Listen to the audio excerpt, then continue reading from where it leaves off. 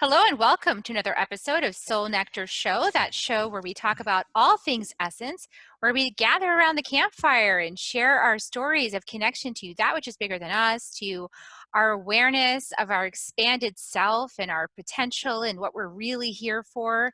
And we share each other's stories. It's pretty fun stuff. And I always get to have these awesome conversations. I'm your host, Carrie Hummingbird. I love having these kinds of discussions about, the bigger picture and everybody's unique journey into it and mystical experiences and big aha moments. And those are the things that I live for. So I love it. And I love all my connections with these fantastic people that have these incredible stories. So today I have my friend Ken Foster on the show. Welcome, Ken. Thanks Hi, for being Carrie. here. It's good to be here. Yeah, it's good to have you. Be part of this. Yeah. Well, let me tell you a little bit about Ken, because Ken and I have known each other for a couple of years now. Ken brings over 35 years of expertise in personal and business development. He's a serial entrepreneur. I can totally relate to that. Visionary, best-selling author, keynote speaker, and syndicated radio host of the Voices of Courage show. He's on hundreds of stations and in 160 countries. It's pretty fantastic. So Ken has developed science-based, highly practical solutions for expanding human potential and entrepreneurial leaders who are committed to living legacy lives, generating positive impact, and being examples of healthy living and service. And his new book is Courage to Change Everything, which is pretty awesome, following on the heels of a pretty long career of interviewing, consulting, and advising celebrity clients, billionaires, and best-selling authors, including Tony Robbins, who I personally love. Is right up my alley with his firewalking. Bill Bartman, Nick Lowry, Marcy Shimov, and a bunch of other amazing people. Lisa Nichols. Oh gosh, I love Lisa Nichols. She's amazing. Jack Canfield. So many more. So Ken, you've been in this for a long time, and you've gotten to the place where you have the courage to change everything, even with all the stuff, all the amazing experiences, all the conversations, all the history, all the knowledge, all of that, and you're still have the courage to change everything. That's amazing. Let's talk about that. How do you get that courageous to change everything? Well, we are all evolving, and there's no final resting place here, other than the resting place we find within our own heart, our own soul. Well, we have a sense of peace, a sense of joy, a sense of accomplishment, a sense of service. So the courage to change everything has to do with evolution, our own evolution. And, I always base it on a couple things. I base it on the future that I want to create and also the results that I'm getting currently. So a lot of people are getting dismal results in maybe their relationship or finance or their health or wherever it is. The results aren't where you want them to be. And what I find is that I notice the results, and then I realize that, wow, okay, how have I created those results? Because see, I take personal responsibility for everything that shows up in my world. So a lot of you are thinking, well, that's too much. I don't think I want to take personal responsibility for everything that's showing up in my life. What about the way that my daughter treats me, or my wife says things to me, or my husband says, that's not, that I didn't create that. Well, I want to say at some level you did. And when we start to take full responsibility for everything, then that's when courage starts to kick in. And it's the courage, of the new book title, The Courage to Change Everything. Because what I find this, Gary, when you change one thing, you change everything. For instance, I've done this myself, where I've given up white cane sugar, just stopped eating it, right? Now, my mind, I don't know about you, but when I got off sugar for the first time, my mind went crazy. What am I going to eat? What am I going to do? This feels like self-deprivation. I'm hurting myself, my soul. But I knew it was good for me. So those were good questions, though, because then the mind started looking, what am I going to eat? Well, gosh, look at all these sugar substitutes that might be healthy. Oh, wow. How about a real apple or a pear? How about, so the mind starts looking for things to replace that sense of sweetness, right? So this happens in business. This happens in all areas of life when we're really willing to go, I'm wanting new results. All of a sudden things start showing up differently for us. And that's what the book's all about, Carrie. It's about helping people to stay on that path Yeah, well, of change. I've noticed that some people have a big struggle with changing things. I know that myself, there's an initial like inertia to making the change. Like there's some inertia. But then once it gets rolling, it's easier and easier to, make the change permanent, make it part of my integrated experience of my life, and Right. it's like a combination of practice, determination, and keeping on going. Like I've tried to define what it is for me that lets me do that, because sometimes I see people that can't even get out of the inertia phase, like, or decide to make the change, or even see that it needs to Yeah. happen. Yeah. What do you, I mean, I'm sure you've seen a lot of that too. How do Well, you help people? I see a lot of it. Of course, I've been a business development strategist and life coach for 24 years, so I've seen a lot of that. Um, First step is receptivity. We have to be receptive to change. Um, Sometimes pain is a great motivator of this, and sometimes we just get inspired. Oh, I want to go create a new business, or I want to have a new relationship, or I want to feel better. A lot of people are receptive in the beginning of the new year to put new goals in. Right, I'm going to lose 10 pounds. I'm going to go to the gym. I'm going to find a relationship of my dreams. I'm going to have $20 million in my business flow through in 2020. They're really receptive to that. So that's great. That's awesome. That's receptivity. But receptivity without commitment doesn't really do much. So next step, you got to step into being committed. Okay. So commitment might be a goal. Okay. I'm going to set the goal to lose the 20 pounds. That's great. And the next step is asking yourself, what am I willing to give or give up to get that? Okay. What am I willing to give or give up to get to take off the 10 pounds, or maybe to take the business to the next level? Just ask yourself, what am I willing to give? Okay. What am I give up? You might have to give up some beliefs. You might have to give up some people that you've been hanging with. You might have to give up thinking of yourself in a certain manner. So that you have to ask that. That's a good question to ask ourselves. And then there's this other piece. It's called resolve. And this is owning it. We have to own it. We have to, it's like, it has to become us. Whatever that goal is, it's like, this is who I am. I'm a powerful manifestor, spiritual being, powerful thinker, powerful willer, whatever you want to start to step into. That's the piece we got to own. And then it's daily steps. And here's where the challenge comes, right? So you go, I'm going to lose those 10 pounds no matter what. I'm owning it. I resolve it. This is done deal. I know what I'm giving up. I'm giving up white cane sugar this year. I'm going to make this happen for me. And then all of a sudden, the temptations There's a come up. cookie. There's the cookie.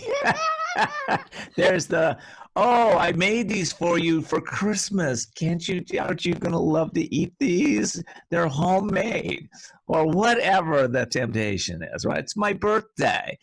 All of a sudden something comes up that's you. Now, this is where you know whether or not you're completely resolved to be that next, or create that next stage for you, because you actually go, no thank you, and you move on. No thank you, I move on. And a lot of times this is where the work comes, because some people are like people pleasers. They want to please everybody. So for them, they think they're giving up white sugar, but the truth is they're learning how not to people please. Or, Buckminster Fuller, I think he had Buckminster Fuller, for those of you that don't know him, he studied under Einstein and became an Einstein. And he wrote one book called Critical Path, about a 700 or 800 page book in 3 weeks. and he invented the geodesic dome. So, but he had a theory that he created. It was called precession. And precession, he gave the example of honeybees going out and going out to collect sugar to bring back to the hive, right? So they go out to the plants and bring the honey back to the hive. Well, what they're really doing, though, of course, is what? They're pollinating. Okay, they're creating life wherever they go. They're pollinating. So a lot of times when we set these goals to do something, you think I'm giving up sugar, but what you're doing is you're growing, you're evolving yourself, you're evolving your commitment, you're evolving your resolve, you're evolving. Maybe you have to let go, like I said, of people pleasing. Maybe there's something else for you. Maybe for you have a stop start pattern. You start things and you stop things, but this is the year you go, I'm going to break that pattern once and for all for everything. So again, it's interesting. But like I said, when you change one thing, you change everything. And then you step into, and this is a spiritual show, I know. So we step into a higher understanding of ourselves, a higher energy, a higher vibration, a higher place that we can start living from and generating success from that place. I love that. I was listening to you and I'm thinking, wow, that's really smart, actually. Because one of the things I had tell people to do when we're working with them is run experiments. This is one of the ways that I make it more fun and less, because it's like there's this ominous sense of commitment that when you get started with making a change, like, oh no, I can never have sugar again. Like that right there is like a brick wall. And for a lot of people and for me too, like that kind of absoluteness is very challenging. But if you could think of it more like an experiment, then it becomes more like, okay, well, I'm just really going to become curious, and I love the word curious, about making this change. What impact would making this change have in my life if I were to permanently make this change? Let's just run an experiment and do it for a little while and see if I notice any difference, making this change, and see what happens. And it's sort of a little back door of getting started with it. Let's say I run the experiment for, I don't know, like 90 days, for example, and see what happens, right? Because we know what happens after 90 days. 90 days, you've already made the change. And you feel so good. And things have changed and you're feeling really good. Now, can you hold that feeling, that good high feeling? Your mind is operating better in this case. You have more energy, vitality. You probably let go of some of the other stimulants that you've had in your life because you don't need them so much. A lot of things change. But here, I love what you're saying. I think, and let's break it down this way, because I love being playful and I love experimenting and just checking things out. I think you start with the thought that I'm going to, let's say white cane sugar, we're doing that. I'm going to let go of that for today. Just today, I'm going to let go of this. I'm not going to do it today. That's all. Tomorrow, you'll make the same choice. It's kind of funny if we really think about the choices. Like I've been married for 20 years. And I've made a choice every day for the last 20 years to be married. Now, I could wake up one day and go, oh, I'm going to make a new choice. And there are, of course, consequences to that thinking, right?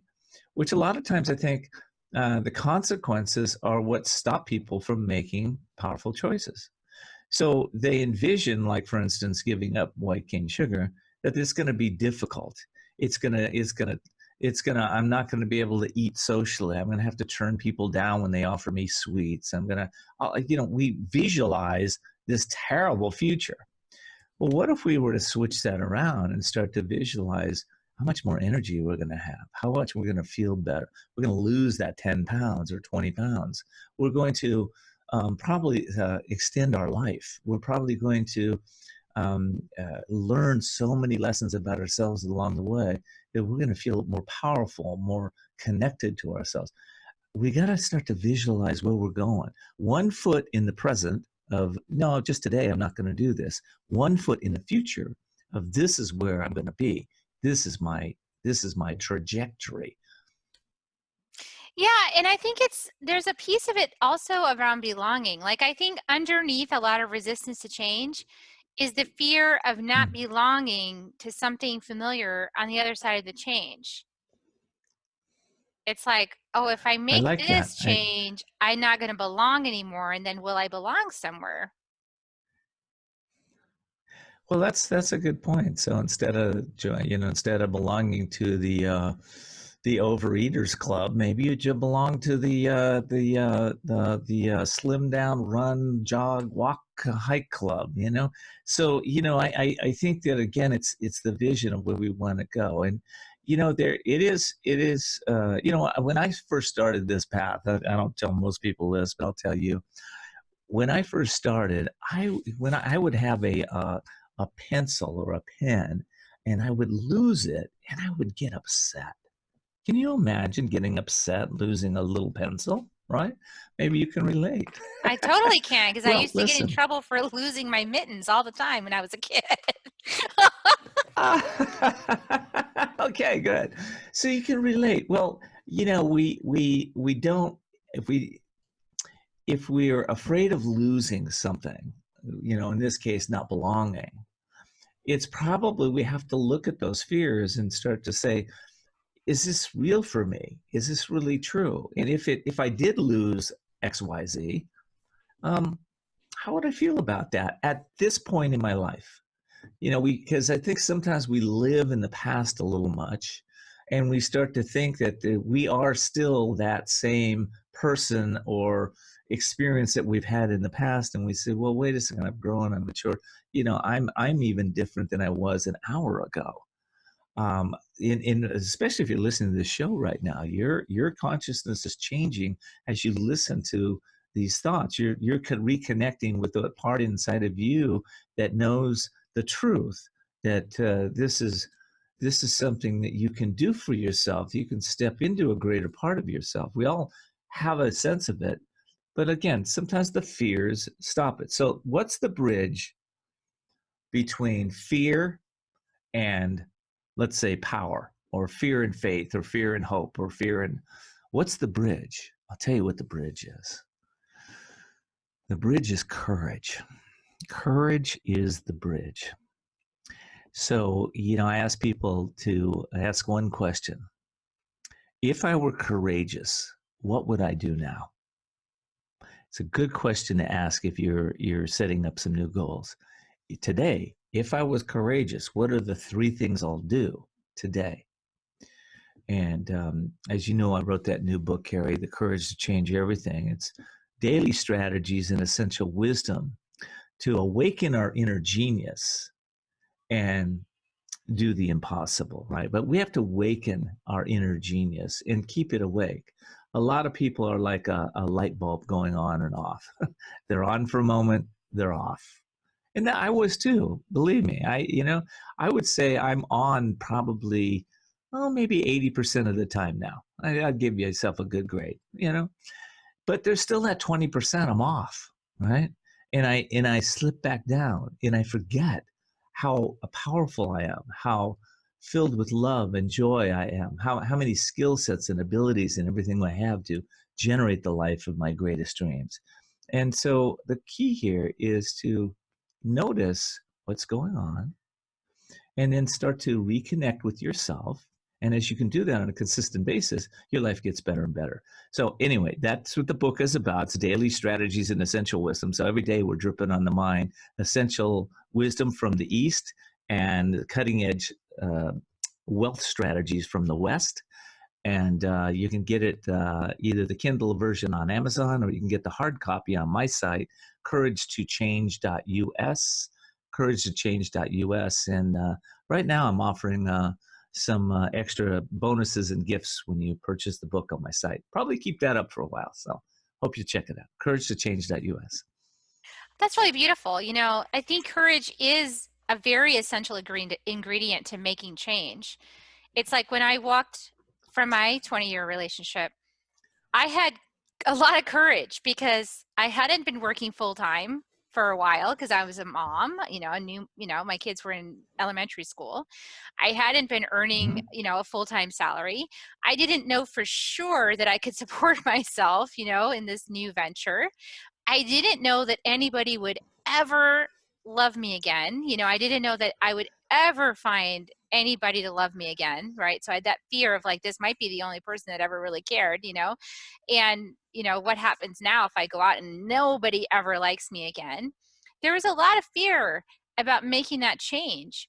And once I sort of took that dive off the high board, I found this whole other life for myself that on the other side of that change, I wouldn't want it any different. I mean, everything I'm doing now is filled with my passion and my purpose and who I really feel I am. And I feel, that is the journey. It's like we have to live on the edge of our seat, we have to not know the end of the Yeah. movie. Yeah. It's like, don't predict the end of, if you Yeah. can predict the end of the movie, that movie's too boring. Like you need to move on. I mean, that's what I feel. But I'm a person addicted to this courageous change in my life. How do people, get started when they're like, I don't even want to change my soda that I'm drinking, to water, I mean, that's the question I Yeah. have in my Well, mind. that's yeah. Well, it's I always like to tell people to do something every day that they haven't done before. Just one little thing, so that they start realizing that life is so rich. And so many times we live our lives in like a 5 mile radius. I've come across a lot of people that, the store is in 5 miles or 10 miles, whatever it is. But, they go to the movies, the store, and, they're pretty much, that's their whole life, right? But, life is, if you think about, there's 100 million stars in the Milky Way galaxy alone, just one galaxy, and there's 100 billion galaxies. And we're on this planet that is it's a little speck in the galaxy. But if you're living in a 10-mile radius, think about why are you living like that when the universe is so great to explore it? And even if we're exploring Earth's universe. Now, again, back to it's every day, just commit. Okay, what's one thing I'm going to do different today that I haven't done yesterday?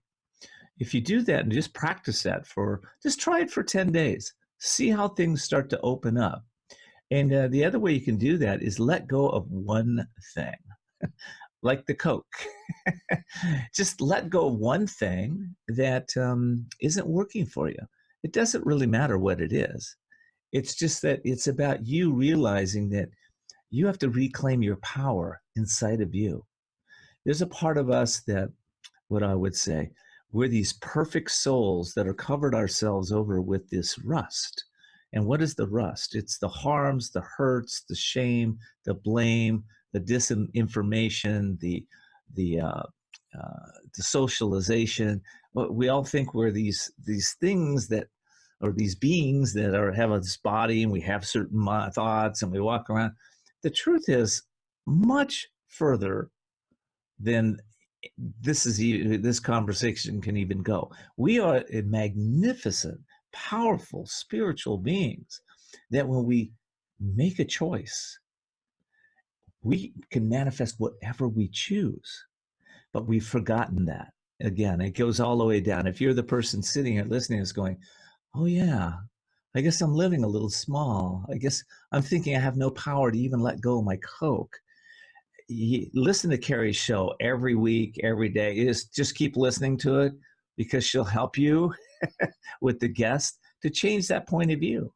It's a very limiting point of view. Now, but it is true that as you make changes in your life, and I think innately people realize this, which I think leads to the resistance, is that, for example, in me making my radical life change of leaving my 20-year relationship, that is going to ripple out and affect all of my relationships in my immediate family. And that scares people because they're like, I like the belonging conversation, like, well, I'm not going to belong now. So how am I going to belong? It's going to disrupt everything, and then I'm going to be uncomfortable, and then I'm not going to have any friends. And you know what I'm saying? Okay. Like, I love that. Yeah, I get it. Yeah. and yeah, Yeah. So it's here's change, and the change I'll creates a tell you a new story. world. Okay, go Yeah, ahead. it does. I'll tell you a great story. So, I this morning it happened. My grandson, I gave him a ride to school this morning, and he got in the car, and I noticed he was in his pajamas. Right. So they're having some kind of a pajama thing at school, right? And so he makes the comment to me, "Gosh, people are going to think I'm really weird wearing these pajamas." As I was dropping him off, he had to walk down to school, and I said, "Oh, so you really care about what people think?" And he said, "Oh, yes, I totally care about what other people think, Grandpa." And I said, "Well, you might want to rethink that." I said, what other people think is really none of your business." And he's like, "Well, I don't know about that, Grandpa." I said, "No, truly. If you just allow yourself to enjoy the experience of going to school in your pajamas and have fun with it and not care about so much what other people think, but tune into how you feel. Are you having fun? Is this something different? Is this something new? Can you enjoy the experience of it?" And you'll be laughing with other children that they're going to look weird too, and you'll laugh together, right? So I think there's a piece here where, this belonging, this longing to belong. Yeah, we all would like to connect and belong.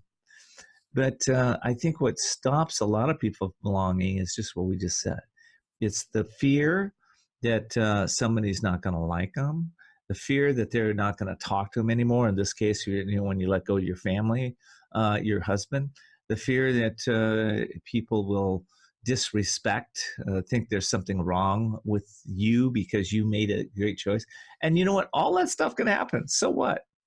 Um, I'll give you another example. I was listening to a radio or a TV show, and Madonna came on. This is a while back. And shortly after that, Hillary Clinton came on to a show right after that, back to back. And the reporters were asking him the exact same question: "What do you do with all the negative press?" And both of them had the exact same answer: "I don't pay attention. I don't pay attention to it at all. I don't read it. I don't look at it. I don't give it any thought. I am focused on my life and creating the dream that I want to have." So I think that piece is important, Carrie, but I think we have to look at it from a place of, why am I giving so much attention to what other people think? Yeah, and there's also like More attention to what I think. more attention to what I think and living my journey, I like to call it my thumbprint journey, because we all have a unique thumbprint. So we're all in our own little thumbprint suit having our own thumbprint journey, and nobody else can have it because it's unique, right? Like there's only one thumbprint for Carrie Hummingbird. There is no other one, right? Just like there's one for Ken Foster. So Right. That's we right. each have to explore our own thumbprint suit, and if you don't explore it, nobody else will. So if you're trying to wear a mask and be somebody else, well, first of all, it's impossible, and second of all, it's really uncomfortable, and then you're missing out on all the gold that's inside of your thumbprint suit. Like, you got to explore that thing. I think that it's also, what really, to me, when I made that decision, it was like, what am I teaching my kids if I stay? Like, if I know it's not right for me anymore and I stay, what is that teaching my kids to not make a change Exactly. that's needed in my life? Well, they'll model the same pattern that you do, and we're all connected in consciousness. They're watching your actions, but they're also picking up on your thoughts. And so what is it that thoughts that you want to predominantly have going on in your environment? Oh, this sucks. I don't want to be in this relationship. This isn't working for me. This is terrible. I can't believe it. Those thoughts are permeating the environment. Or do you want to say, have a different thought? Wow, I'm courageous. I'm moving past this. This is the time for me to step into the everything I've learned about myself. I've forgotten myself. Oh yeah, I'm very powerful. I can do this, right? There's a friend of mine. His name is a new friend, actually, for me. His name is Ken Druck. And Ken used to be Oprah's Dr. Phil before Dr. Phil was there. So he's been around a long time. And he was talking to me about a word that he uses all the time. It's called, I just got it. It's summoning. Okay. So he summons in, summoning is the word he used. I summon in courage. I summon in power. I'm bringing it into my being to be able to move past whatever the challenge is. And listen, some of this is kind of like out there a little bit. You might going, how do I summon up courage? Well, I'll tell you what, everybody has courage, but most of us have undeveloped courage. So if you're saying that to yourself, this is exactly what you need to work on. You need to learn how to use courage to bridge fear, and go into empowering yourself, but learn how to bring it into your being. And what is courage? Courage is a feeling. Just like love is a feeling, courage is a feeling. Just like you can't necessarily see love, okay? It's floating around. You can't necessarily see courage, but when somebody's in love and when somebody's courageous. That part has to be developed in us. And also, I think the aspect of being uncomfortable and still moving forward, like that is another thing I notice in a lot of people. It's like, well, it's going to be uncomfortable to make that change. And I always point out, I'm like, well, are you uncomfortable right now not making the change? Well, yeah, but at least I know what I'm doing. It's like, well, it's just, like you already are trying to suppress your dislike of the thing that's going on to keep doing it so that you don't have to change. So it's already taking a tremendous amount of energy to keep doing the thing that you don't want to do anymore, whether it's your job or whatever, right? It takes a lot of energy to keep doing it. Might as well just like make the change, and put the energy into the new thing that's going to eventually be easier because you want to do it. Exactly.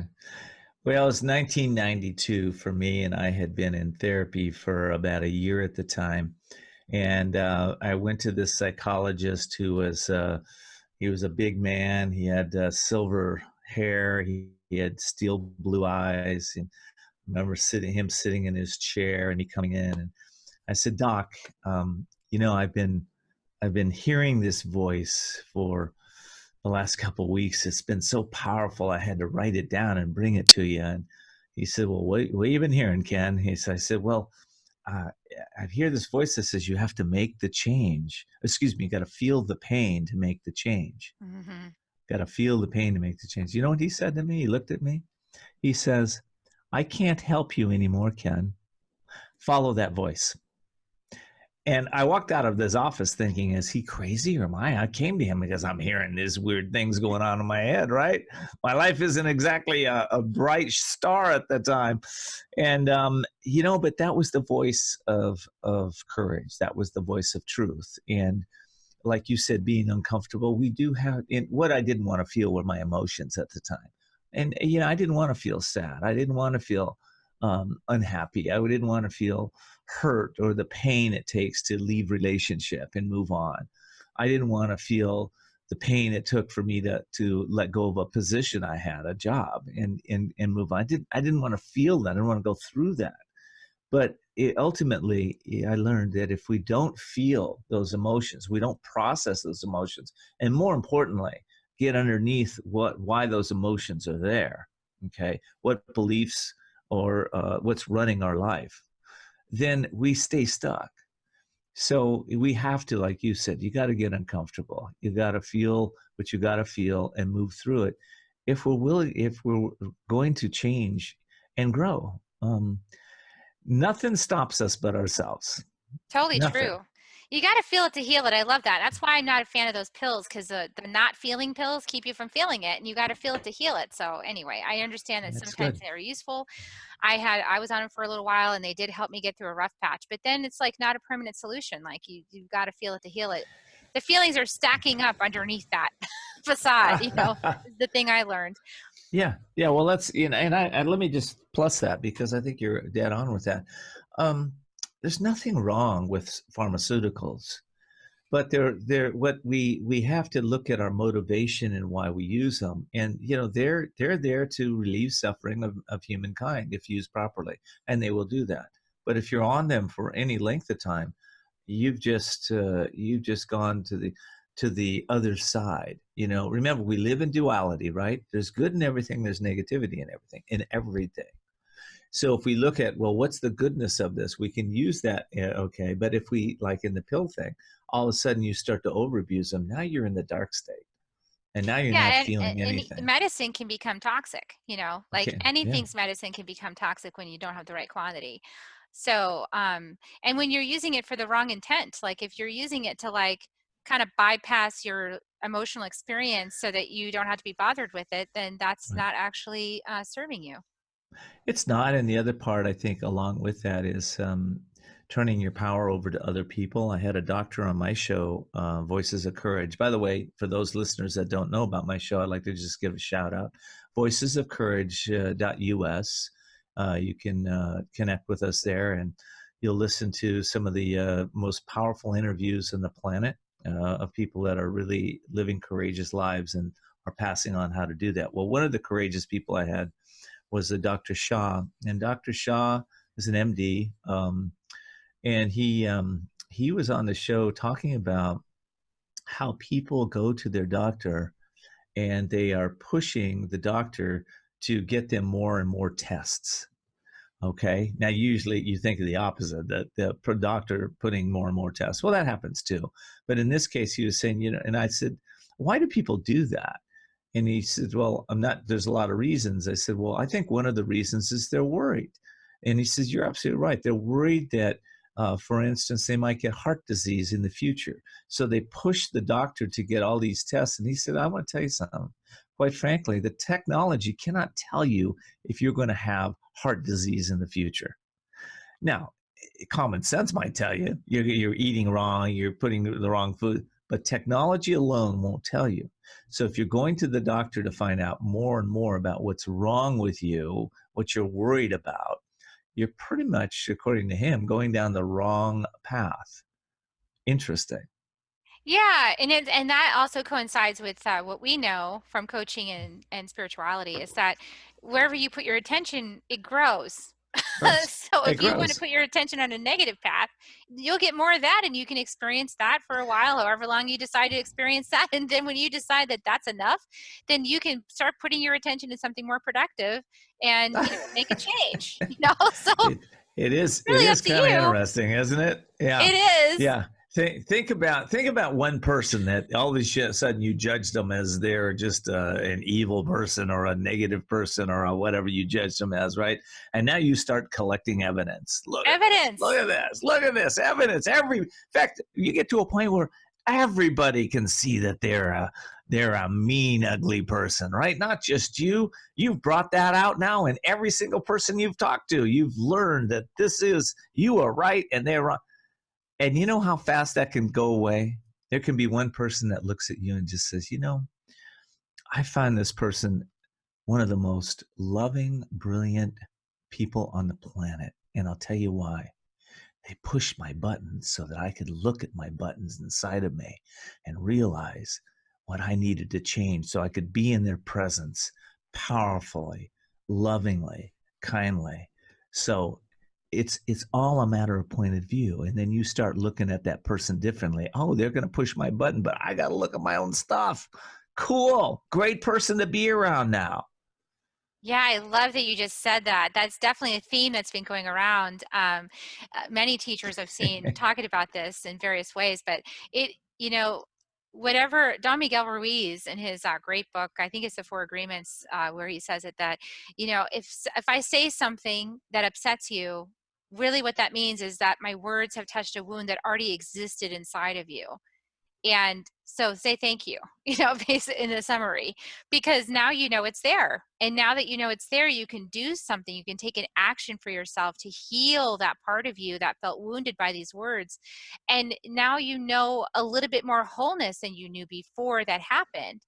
So it's a journey that people I find, and myself included, had a hard time getting started in this new understanding or way of looking at things. But when you decide to play this game, and I like to call it a game, when you decide to play this game and see it like a game, it's like, oh wow, okay, Easter egg, I just got pissed off. Woohoo! Like now I can reclaim even more of myself that because I can heal that part of myself that got wounded from that conversation. I can look inside and see what's underneath the surface of all of that. And I want to also say that you can't ever force anybody to take this journey. Like, if you Yeah. try to force somebody to take this journey because you see that they really need this journey, you will delay their journey for a long time by pointing it out. So, it's not helpful. Well, I think you'll not only you may delay their journey, but I will guarantee one thing: you will get a lot of feedback from that from Yes, you that will. person, and not in a positive way, because I know I've tried it. I I know have tried you've it tried too. it, Oh, Carrie. yes. I know that most I people have. that are givers that want to make the world a better place. Of course, the world a better place all starts right here. Got to change With ourselves, ourselves. then the world will be a better place.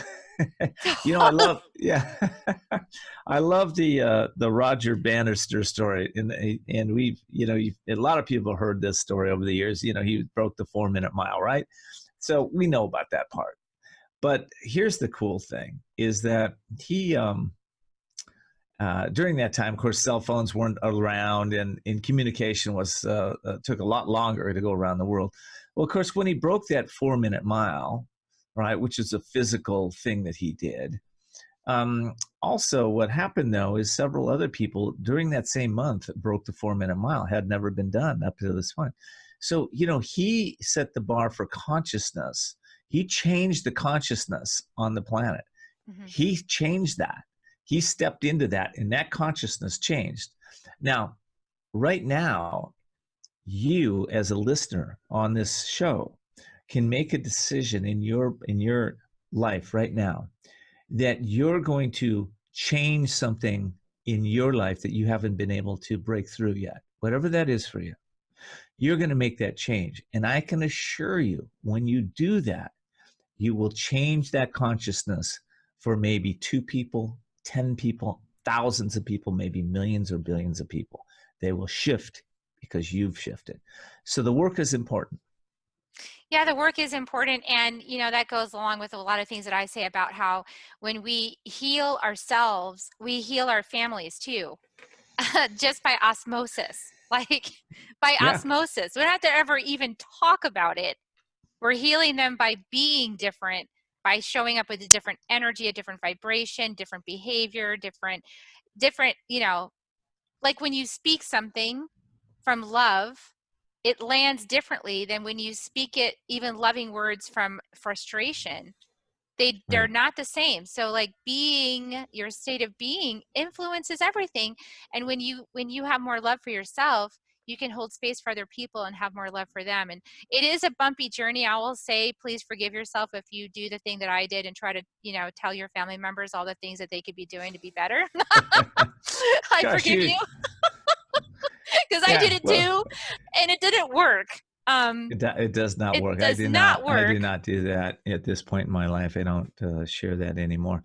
I was listening to one of the thought leaders, Neil Donald Walsh, and on a TV show, and somebody asked him that same question. Hey, do you give your, gosh, you're so wise. I mean, God channeled these 3 books, conversations with God through you.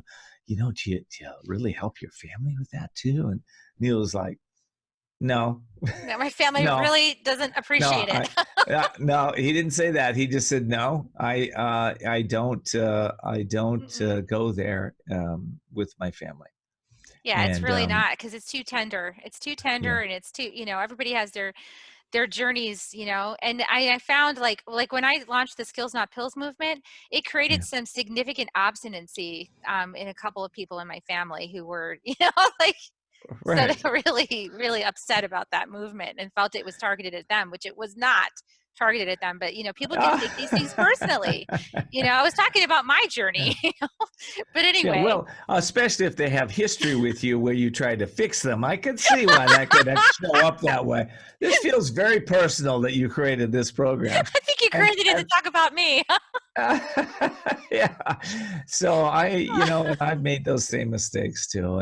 And what happens for me is and I think when I really got the lesson around that is one of the family members saying that they thought I was prideful, that they thought I was arrogant, that they thought I was better than they were. And Mhm. even though of course that was my intention was not that at all, Not at all. But I've but had it the same showed thing. up I've heard that the same way and thing. they Yeah. experienced it that way. And I went, I'm never doing this again. This is, it hurt. Like you said, it hurts the relationship is what it does. It sure It does. It hurts the sure does. relationship. And when you're going through your stuff and you're a messenger, like I consider you to be a messenger. You feel called to be out speaking about these Right. things. There's I certain do. people that are called to be messengers.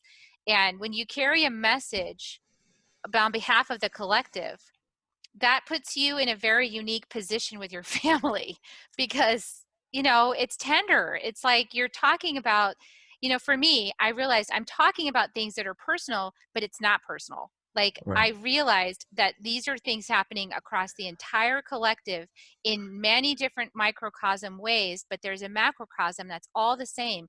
We're all experiencing very similar patterns, but in a tender, unique way. And as a messenger, we're bringing forward those stories, and our family might not be thinking about it the same way we do and think it's a very personal and it's only us. And they get hurt, they can get their feelings hurt from talking about these things. So I don't know any way around that except for a lot of love and compassion, but Well, it's definitely a thing. my way, I can just say my way around it is when I'm with family members, I really like to be really present with them. And I learned this from my dad. He was, he was a LAPD, a cop for 48 years. He was very strong, male figure, very dominating, sometimes controlling, sometimes manipulative, but always right. I can tell you that.